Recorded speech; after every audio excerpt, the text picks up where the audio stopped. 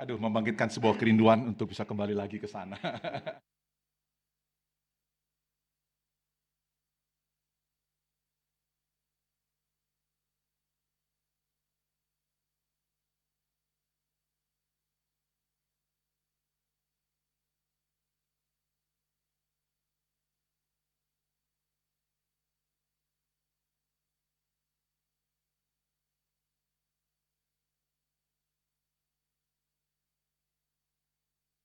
Itulah kerinduan saya. Terima kasih kalau saya bisa mendengarkan lagu ini lagi.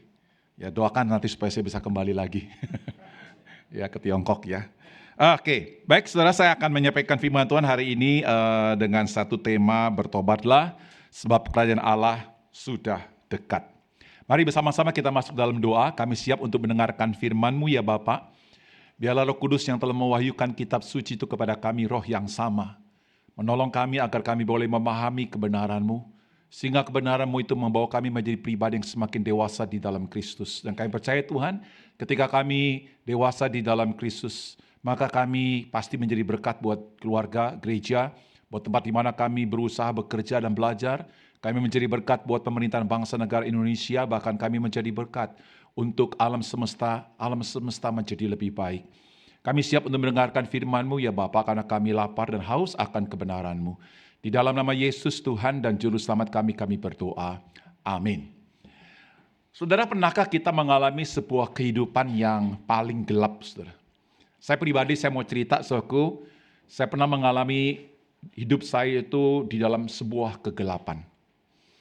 Saya lahir dari sebuah keluarga yang sangat kaya, saudara. Ya, boleh dikatakan keluarga konglomerat. Karena papa dan mama saya waktu itu tinggal di Menteng, punya usaha kopi, saudara, dan mengimpor barang-barang Eropa, mobil VW, Peugeot, itu adalah awalnya dari papi saya, saudara. Jadi kalau Anda pernah naik mobil Peugeot, naik mobil VW, ya itu semua dari papi saya yang mengimpornya. Jadi saudaraku, kami itu pernah hidup dalam sebuah keluarga yang sangat kaya sekali. Singkat cerita, saudaraku, keluarga kami jatuh. Dari Menteng pindah ke Pademangan. Jadi kalau Anda pernah ke Pademangan, saudaraku, orang pada saat itu, pada tahun 70-an, saudara, Pademangan itu disebut sebagai jin buang anak. Jadi tempat yang sangat miskin sekali, ya, tempat di mana kekerasan seringkali terjadi. Itu kegelapan yang pertama, saudara. Nah, saudara, akhirnya saya masuk saat. Nah, saudaraku, di seminari ini, saudaraku, saya pernah mengalami masa yang sangat gelap. Saudara pasti tahu. Satu lagi nih teman saya nih. Ya, saya pernah diskor 1 tahun, saudara. Disuruh pulang. Pulang itu artinya diusir, saudara. Ya, diberhentikan dari seminari Alkitab Asia Tenggara. Gara-gara pacaran di tingkat 2. Ya, gara-gara pacaran, saudaraku, dan ketika saya disuruh pulang, disuruh angkat koper, saudara. Ya, pulanglah saya ke gereja. Dan ketika saya ke gereja, suku gereja mungkin sangat marah sama saya, majelis nggak suka dengan saya, akhirnya saya dilempar ke Palembang. Ya, saya melayani di sebuah gereja yang sangat kecil di sana, saudara. Gereja yang pecah, gitu ya. Waktu itu cuma hanya sekitar 20-an jemaat, saudara. Jadi saya dilempar ke sana. Suku di sana nggak ada hamba Tuhan, cuma saya sendiri. Juga nggak ada koster, saya sendiri. Jadi suatu saya ya setir mobil, antar jemput jemaat, ya ngepel-ngepel juga, khotbah iya, main gitar juga iya, dan sebagainya. Ya, oke. Nah, kemudian suatu saya balik, puji Tuhan, Seminari Alkitab Asia Tenggara menerima saya kembali. Dan kemudian saya lulus, setelah saya berharap saya bisa melayani di gereja pusat, kan keren kan gereja pusat ya. Nggak tahu suatu sih dilempar ke Teluk Naga, apa namanya itu, ke Menceng. Ya, Menceng waktu itu Menceng di sini deket ya. Wah, itu tempat yang paling kagak enak, saudara. Ya, jadi saya pernah mengalami masa-masa yang sangat gelap, saudara. Tapi hari ini kalau saya bisa berdiri di tempat ini, saya ingin beritahu kepada saudara, saya boleh berada di masa yang gelap, tapi Tuhan selalu hadir di tengah-tengah kegelapan saya. Dan Dialah yang menolong saya untuk saya bisa bangkit. Saya ingin katakan kepada saudara, bahwa kita pun kalau hari ini ada di antara saudara yang mengalami masa-masa yang gelap ini, saudara ingat bahwa Tuhan itu selalu hadir buat hidupmu. Saya akan membacakan firman Tuhan yang saya ambil. Jadi kalau saudara hari ini dirimu merasa gelap, ya, dirimu merasa putus asa, dirimu merasa tidak berarti, Dengarkan firman Tuhan ini saudaraku yang berbunyi demikian. Kita baca ya, 1, 2, 3. Tetapi waktu Yesus mendengar bahwa Yohanes telah ditangkap, menyingkirlah ia ke Galilea. Ia meninggalkan Nazaret dan diam di Kapernaum, di tepi danau, di daerah Zebulon dan Naftali. Supaya genaplah firman yang disampaikan oleh Nabi Yesaya. Tanah Zebulon dan tanah Naftali, jalan ke laut, daerah seberang sungai Yordan, Galilea, wilayah bangsa-bangsa lain, bangsa yang diam dalam kegelapan telah melihat terang yang besar, dan bagi mereka yang diam di negeri yang dinaungi maut telah terbit terang. Sebab sejak waktu itulah Yesus memberitakan bertobatlah, sebab kerajaan surga sudah dekat. Selamat berbahagia bagi saudara yang baca firman Tuhan, yang merenungkan dan melakukan dalam kehidupan hari lepas hari. Saudaraku, ketika Yohanes Pembaptis ditangkap, saudaraku, apakah pekerjaan Tuhan selesai? Ketika seorang yang sangat besar, yang sangat lurus dan tajam, memberitakan tentang kebenaran, dibungkam, saudaraku. Justru setelah itu, ada pribadi Yesus yang melakukan sebuah pekerjaan yang lebih besar dari Yohanes. Saudara, kalau kita membaca, Galilea ini adalah merupakan tempat di mana Yesus pertama kali melayani. Nah, kata Galilea ini penting, saudara. Ya, supaya nanti saudara tahu ini kota apa, saudara. Apa ini kota seperti kota Jakarta lah, kurang lebih. Apakah ini seperti kota Jakarta? Apakah ini ibu kota, saudara? Apakah ini merupakan sebuah kota yang bagus, kota yang jaya, atau kota yang makmur? Nah, coba saudara perhatikan baik-baik, saudara. Kalau kita membaca Galilea ini, saudara, itu dikatakan sebagai bangsa yang lain. Yaitu ayat yang ke-15. Artinya sebenarnya Galilea itu ada merupakan sebuah kota yang sudah tidak ada lagi yang namanya orang Yahudi. Ya, nanti saya jelaskan, saudara, ya. Kemudian disebut sebagai wilayah kegelapan. Nah, saudara, kalau kita mendengar kata gelap di sini bukan berarti dalam gelap nggak ada lampu, saudara, ya. Gelap dalam arti nggak ada harapan. Gelap dalam arti moralnya rusak. Gelap dalam arti dalam banyak hal yang negatif, saudara. Nah, saudara, kalau kita melihat, saudaraku, ya, ini wilayah Galilea, saudaraku, secara geografis. Ini kenapa gelap, saudaraku, ya? Nah, coba seperti yang baik-baik. Ini secara geografis, ya. Nah, kalau saudara melihat yang kuning ini, saudara, ini yang kuning, ya. Nah, ini wilayah Galilea, saudaraku. Ya, ini Samaria dan ini adalah Yudea. Ya. Nah, saudaraku, perhatikan baik-baik bahwa Galilea ini itu jauh dari Yerusalem. Yerusalem itu adalah pusat kemurnian. Sementara Yudea itu adalah wilayah kesalehan. Nah, sementara saudara yang namanya Galilea itu adalah wilayah pinggiran. Jadi saudara, kalau secara geografis karena tempatnya jauh dari Yerusalem, ya, maka saudara, Galilea ini disebut sebagai satu wilayah yang gelap. Ya, wilayah yang secara sosial itu benar-benar, saudara, berbeda. Karena secara sosial itu, saudara, Galilea itu adalah sebuah tempat di mana orang-orang kasar, buruh, nelayan, ya, bahkan saudara, kaum Zelot yang memberontak kepada Romawi, ini sebagian besar ini dari Galilea, saudara. Jadi saudara, ini adalah wilayah yang sangat miskin lah kalau saya boleh katakan. Ya, wilayah yang tingkat kriminalitasnya sangat tinggi, saudara. Ya, secara sosial tadi, ya. Nah, secara sejarah, saudara, bahwa Galilea ini adalah merupakan satu wilayah yang pernah ditaklukkan oleh Asyur. Ya, oleh Asyur, saudara. Dan kemudian rakyatnya di daerah itu, saudara, semua dibawa ke pembuangan. Dan kemudian suku daerah itu diisi oleh suku bangsa yang lain yang bukan dari Yahudi. Jadi suku itu betul-betul murni Galilea adalah merupakan sebuah tempat di mana orang Yahudi tidak ada lagi sama sekali. Dan menyedihkan, suku, kalau kita melihat di sebelah daripada Galilea ini, di sini ada Samaria, suku. Samaria ini juga merupakan satu wilayah yang berseberangan dengan Yerusalem. Saudaraku, karena Samaria ini adalah satu wilayah orang Yahudi campuran. Kalau Galilea, saudaraku, itu benar-benar ada campuran. Ya, jadi saudaraku, kalau di Yerusalem ada bait Allah, di Samaria juga ada bait Allah tandingan. Di Galilea kagak ada. Ya, jadi saudaraku ini adalah merupakan satu hal yang menyedihkan tentang kota Galilea, wilayah Galilea ini. Tapi saudara tahu, di mana Yesus memulai pelayanan? Apakah di tempat yang paling suci, saudara? Apakah Yesus memulai pelayanan di bait Allah, saudara? Apakah Yesus memulai sebuah pembaruan di Yerusalem? Oh enggak, saudara. Yesus memulai pelayanan di Galilea. Tempat yang paling rusak secara moral. Tempat yang paling brengsek secara politik di mata pandang, di kacamata orang-orang Romawi. Tempat yang paling jauh dari bait Allah. Tempat yang murni. Wilayah yang saleh. Jauh dari wilayah-wilayah itu. Disitulah Yesus melayani. Saudara, seorang tokoh yang bernama Calvin. Ya, dia bilang begini, saudara. Allah sering memulai karyanya yang terbesar dari tempat yang paling kecil dan terabaikan. Yuk mari bersama-sama kita baca. 1, 2, 3. Allah sering memulai karya yang terbesar dari tempat yang paling kecil dan terabaikan. Saya ingin tanya saudara, apakah saudara lahir di sebuah tempat yang kecil? Apakah saudara hari ini engkau menjadi orang yang kecil? Saya dulu aku pernah mengalami bagaimana menjadi orang yang besar secara materi. Tapi saya jatuh.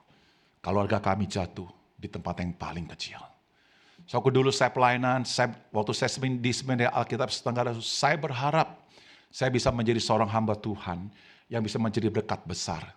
Tapi saya merasa kegelapan itu menimpa saya. Karena waktu saya di seminari itulah papa dan mama saya bercerai. Waktu tingkat 3, papa mama saya bercerai. Saya nggak bisa apa-apa, gelap sekali hidup ini. Saya bilang sama Tuhan, untuk apa Engkau panggil saya? Untuk apa Engkau jadikan saya hamba Tuhan? Keluarga aku itu gelap, saudara. Keluarga saya, saudaraku, itu benar-benar campuran habis, saudara. Ya, kakak saya menikah sama orang Islam, orang Sunda. Kemudian saudaraku hijrah ke sana. Ya, adik saya menikah juga saudaraku sama orang Islam Madura. Saya bilang, Tuhan, inikah saya yang disebut sebagai hamba Tuhan? Tapi saya ingin katakan, saudara, di tempat yang gelap ini, di tempat di mana saya merasa kecil dan saya nggak merasa berdaya, saudaraku. Kalau saya melihat hari ini ke belakang, saya ingin mengatakan, betul kata John Calvin, bahwa Allah sering memulai karyanya yang terbesar dari tempat yang paling kecil dan terabaikan. Hari ini, kalau ada di antara kita mengalami situasi yang mungkin berbeda strukturnya, tapi mirip-mirip, engkau merasa gelap, engkau putus asa, engkau merasa diabaikan. Ingat baik-baik saudaraku bahwa Yesus selalu hadir di situ. Saudara, oke, kita lewatin saja saudara ini karena waktu. Nah, sekarang kita melihat saudaraku bagian yang kedua ini adalah Yesus kan bilang, bertobatlah karena kerajaan Allah itu sudah dekat. Ya, coba perhatikan kata kerajaan di situ, basileia dalam bahasa Yunaninya. Kalau kita bicara kerajaan, ya ada 3 hal yang sangat penting. Bagaimana sebuah kerajaan itu terbentuk. Hilang salah satu itu nggak bisa disebut sebagai sebuah kerajaan. Saya pengen tanya, kerajaan butuh wilayah nggak, saudara? Kalau nggak ada wilayah, namanya apa? Bilang sama kiri kanan, itu namanya kerajaan kosong. Ya, nah saya pengen tanya nih ya, kerajaan ada wilayahnya, tapi nggak ada rakyatnya. Coba, ini nama kerajaan apa, saudaraku? Kerajaan aneh, saudaraku ya. Ada kerajaannya, ada rajanya, tapi nggak ada rakyat yang diperintah. Ini kerajaan aneh, saudara. Ya, nah kerajaan itu saudaraku juga ada unsur yang ketiga, yang namanya pemimpin di kerajaan itu. Yang disebut dengan apa? Raja. Ya, coba saudara bayangkan kalau misalnya ada raja, tapi nggak ada wilayahnya, tapi nggak ada rakyatnya. Itu namanya raja-rajaan. Ya, itu namanya raja-rajaan. Ya, hari-hari saudaraku ini karena saya bergerak di dalam pemuritan pria, saudaraku ya, saya bilang begini, banyak pria hari ini menjadi raja-rajaan. Karena wilayahnya, rakyatnya dipegang sama istrinya. saya bilang sama para pria, ya saya bilang sama pria, ya sama para suami, bertobatlah. Saudaraku, kalau istri akhirnya mengambil alih itu wilayah, mengambil alih anak-anak karena laki-lakinya, suaminya nggak bertanggung jawab. Ada amin? Nah, gue marahin deh sekarang yang laki-laki ini. Ya, jangan merasa wanita tertuduh dengan perkataan kalimat pertama saya tadi ya. Ya, itu karena laki-lakinya nggak bertanggung jawab. Ya, karena laki-lakinya nggak mau mengambil alih kepemimpinan, betul? Ya itu makanya istri nggak bisa tinggal diam, saudaraku, gelisah. Aduh, suamiku model kayak begini ya sudah akhirnya dia yang ambil alih. Jadi saudaraku, istri jadi kepala, suami jadi apa? Suami jadi leher. Jadi dunia kebalik-balik, saudara. Ya, dan ketika dunia kebalik-balik maka yang senang itu setan, saudara. Ya, saya ingatkan begini kepada pria, kalau kamu jadi suami yang benar, ya menjadi ayah yang benar. Ya, saya ingin beritahu kepada saudara, istri itu dengan sukarela kok memberikan kepemimpinan. Betul istri-istri? Haleluya. Kalau ada satu yang bilang betul, waduh ini udah kena nih. Nggak apa-apa, satu orang bertobat itu lebih penting daripada 1000 orang nggak bertobat. Oke. Baik ya saudara ya. Jadi ini kita bicara tentang kerajaan. Nah saudaraku, saya ingin mengajak saudara untuk kita melihat secara mendalam saudaraku ya. Kerajaan Allah itu katakan sudah dekat. Nah itu dipakai kata eigeken itu dalam bentuk perfect. Ya, perfect. Nah, saya pengen tanya sama saudara, kalau kita bicara wilayah bumi ini, suatu alam semesta, saya pengen tanya, itu milik siapa, saudara? Milik siapa? Tuhan yang menciptakan, betul? Dan Tuhan adalah pemilik alam semesta ini, betul? Oke, kemudian suatu rakyatnya siapa? Rakyatnya siapa, saudaraku? Semua manusia yang diciptakan menurut rupa dan gambar Allah. Kenapa saudaraku firman Tuhan mengatakan manusia diciptakan menurut rupa dan gambar Allah? Karena manusia diberikan kuasa oleh Allah untuk mengatur dan mengelola alam semesta ini. Dan orang yang pertama diberikan kekuasaan itu adalah Adam. Saudaraku, dan Adam itu adalah sebenarnya manusia yang pertama yang diberikan oleh Allah kekuasaan untuk mengelola bumi ini. Tetapi Adam gagal, saudara. Ya, Adam gagal. Nah, makanya saudaraku butuh yang namanya Adam yang kedua yang ada di dalam Yesus. Saudaraku, ketika Adam gagal, saudaraku, maka kegelapan menguasai bumi ini. Ya, iblis menguasai bumi ini. Dan Yesus datang menginfiltrasi. Yesus datang bukan untuk menjajah. Ya, jadi kalau Israel jadi politik nih. Ya, jadi kalau Israel saudaraku datang ke Palestina, apakah itu menjajah? Tidak. Ya, menginfiltrasi, merebut kembali. Memang tanah perjanjian yang diberikan Tuhan kepadanya. Ya, kalau kita dalam perspektif Kristen sih udah clear akan hal itu, saudaraku ya. Tetapi kenapa saudara kita di sana kok nggak clear? Saya bingung, saudaraku ya. Maka jadi perang terus di situ, saudara. Ya, oke. Jadi itu perfect. Artinya apa, saudaraku? Ketika Yesus datang, sejak saat itu, saudaraku, sampai nanti Yesus datang kembali, inilah kerajaan. Jadi, saudaraku, kerajaan Allah ini sudah hadir dengan kedatangan Yesus sebagai Raja yang memerintah hati dan pikiran kita. Saudara, apa sih aplikasinya? Oh, saudaraku, ada Herman Benvik bilang begini, saudaraku ya. Kita baca sama-sama. 1, 2, 3. Kerajaan surga adalah realitas di mana Allah memerintah melalui Kristus atas hati dan sejarah. Ya, saudaraku, ketika manusia itu berdosa, hati manusia sudah nggak lurus lagi dengan Tuhan. Ya, itulah sebab saudaraku Yesus datang. Dia adalah tongkat kerajaannya Allah yang berinkarnasi menjadi manusia. Dan olehnya kita diperintahkan lewat hati. Dan sejarah dunia sekarang akan menjadi miliknya dia. Saudara, apa aplikasi yang kita mesti perhatikan baik-baik? Soalnya saya ingin katakan begini, sekarang ini setiap kita yang duduk di tempat ini, kita adalah orang yang berharga, karena kita adalah warga kerajaannya. Betul, saudara? Enggak semua orang bisa menjadi warga kerajaannya.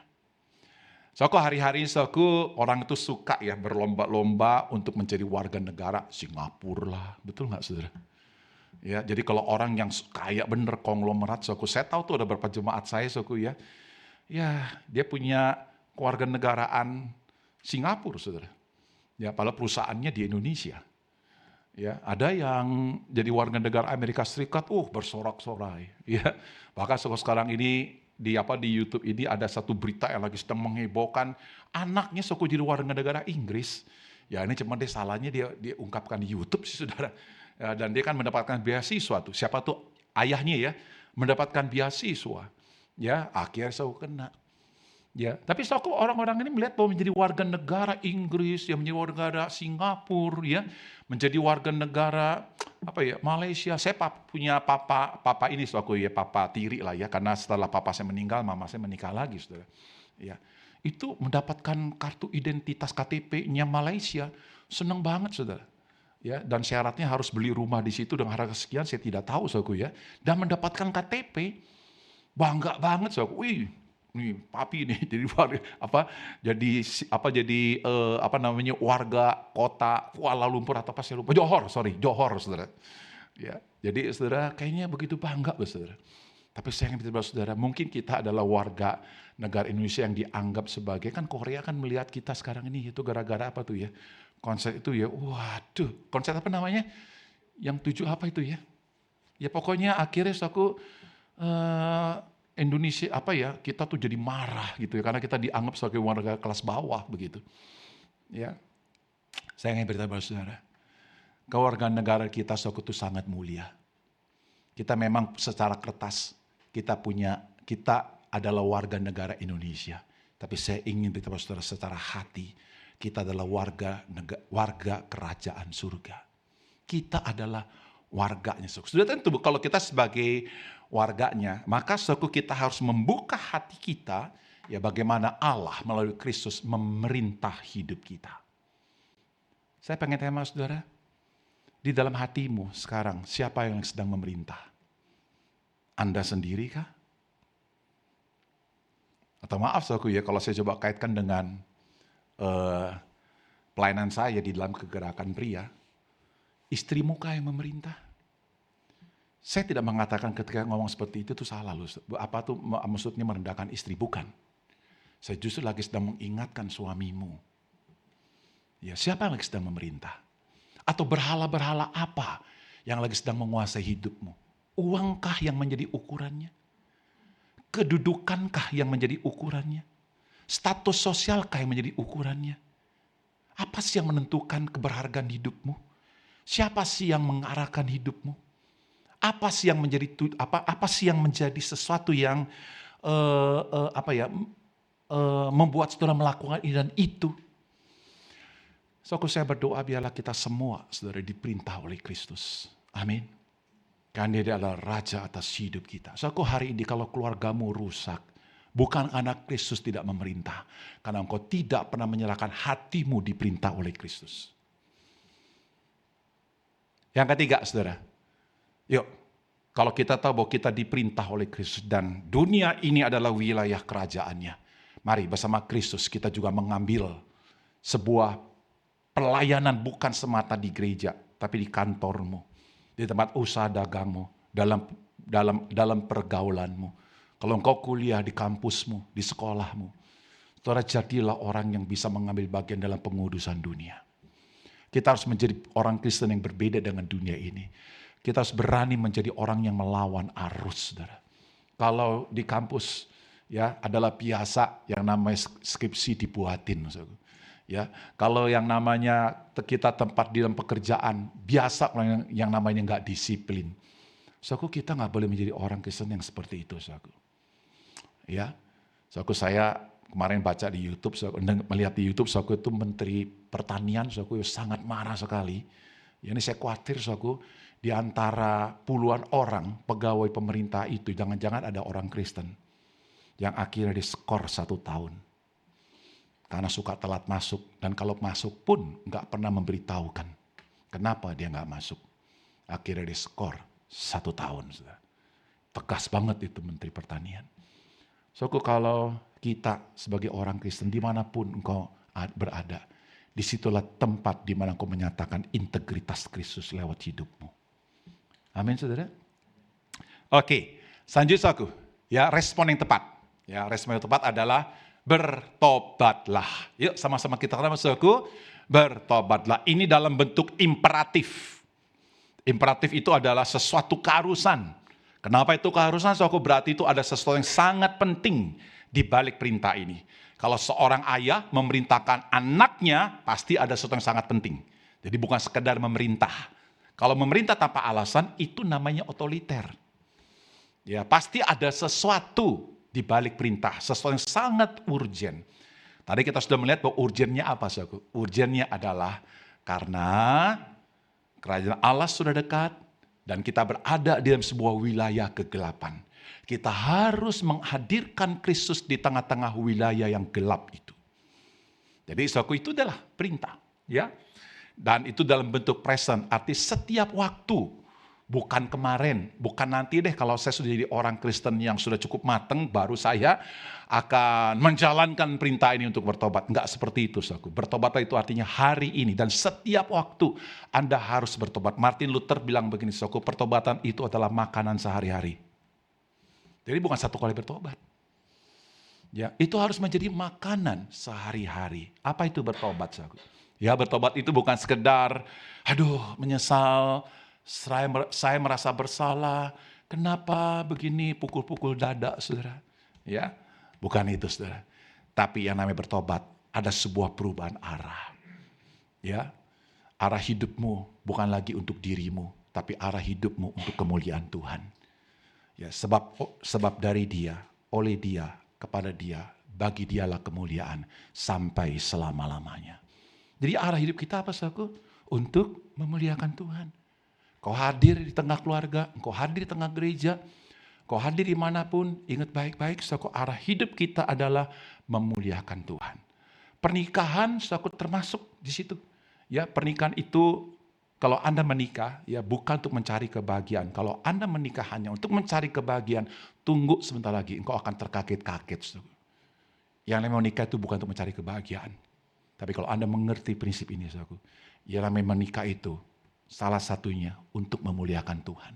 Dan ketika engkau memuliakan Tuhan, mungkin kadang-kadang engkau menghadapi situasi sangat berat dalam hidupmu. Tapi kalau kau berkata, hidupku hadir walaupun menderita, bagi kemuliaan Tuhan, aku adalah hambanya. Dan itu adalah suatu kehormatan yang Tuhan berikan. Ya, jadi perubahan arah. Kemudian suatu perubahan pikiran. Ya, kita memiliki pikiran Kristus. Sebelum engkau lakukan ini, engkau lakukan itu. Bertanyalah, apakah ini yang dipikirkan oleh Kristus? Apakah ini yang diinginkan oleh Kristus? Ya, jadi aku selalu kembali ke situ, selalu kembali ke situ. Kemudian perubahan kesetiaan. Ya, kalau kita dulu setia kepada berhala-berhala, ya berhala kepada diri, ya berhala kenyamanan dan seterusnya. Sekarang kita berubah, kita setia kepada Kristus. Nah, saudara. Mari itu dibilang begini ya, seluruh hidup orang percaya adalah pertobatan. Yuk kita baca sama-sama, 1, 2, 3. Seluruh hidup orang percaya adalah pertobatan. Nah, saudaraku sebagai penutup saja, saudara. Ya, satu kali saudaraku ada seorang raja yang begitu kuat, saudaraku, telah mengalahkan satu negara. Dan kemudian raja itu datang, saudaraku, semua rakyat gemeteran, saudaraku. Karena mereka pikir habislah hidup kita. Karena sang raja ini datang, dia akan datang untuk membunuh, akan menghancurkan kita, merusak kita. Kemudian si raja itu, saudaraku, dia berdiri di depan rakyat. Dia bilang begini, aku datang bukan untuk membunuh kalian. Aku datang ke sini untuk memproklamirkan, untuk mengumumkan bahwa kalian sudah diampuni. Tapi hari ini saya minta engkau letakkan senjatamu. Letakkan senjatamu. Bukankah hal yang sama Yesus lakukan itu buat kita? Dia telah mengalahkan iblis. Dia telah mengalahkan kegelapan. Yesus datang kepada Anda. Letakkanlah yang namanya kesombongan hidupmu. Letakkanlah yang namanya dendammu. Letakkanlah yang namanya iri hatimu. Letakkanlah yang namanya kebiasaan lamamu. Letakkanlah itu dan buanglah itu. Karena Yesus yang memerintah hidup kita. Saya berdoa saudaraku, biarlah kita semua di tempat ini menjadi pribadi yang tahu bagaimana kita hadir membawa nilai-nilai kerajaan Allah, dan biarlah nama Tuhan dipermuliakan. Kita berdoa. Bapa di surga, kami telah mendengarkan firman-Mu. Biarlah firman-Mu ini menguduskan kami, supaya kami boleh bisa menjadi pribadi yang menyenangkan hati-Mu. Dalam nama Yesus kami berdoa. Amin.